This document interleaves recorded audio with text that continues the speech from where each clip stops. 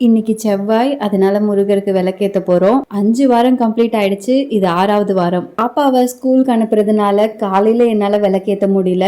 Afternoon 1லேருந்து 2 செவ்வாய் ஓரை வரும், அதில் தான் ஏத்துறேன். இந்த சாமந்தி பூ வாங்கி 1 வாரம் ஆச்சு, இன்னமும் ஃப்ரெஷ்ஷாக இருக்கு. அதே போல தான் இந்த வெத்தலையும் ஸ்டீல் பாக்ஸில் காற்று போகாத மாதிரி டைட்டாக மூடி வச்சிருக்கேன். நல்லா ஃப்ரெஷ்ஷாக இருக்கு. விளக்கெல்லாம் கழுவி இது போல் மஞ்சா பூசி எடுத்து வச்சுட்டேன். 6 வெத்தலை மேலே 6 விளக்கு வச்சுட்டு எண்ணெய் ஊற்றி திரி போட்டுக்கலாம். நம்ம பண்றது எல்லாமே கிளாக் வைஸ்ல தான் பண்ணணும். எண்ணெய் ஊத்துறது, திரி போடுறது எல்லாமே.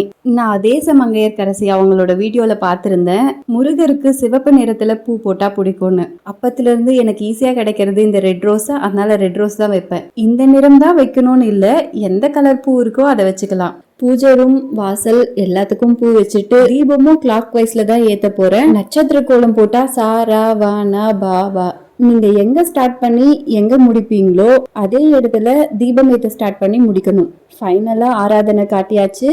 எனக்கு தெரிஞ்ச சில விஷயங்களை சொல்லியிருக்கேன், ஃபாலோ பண்ணி பாருங்க.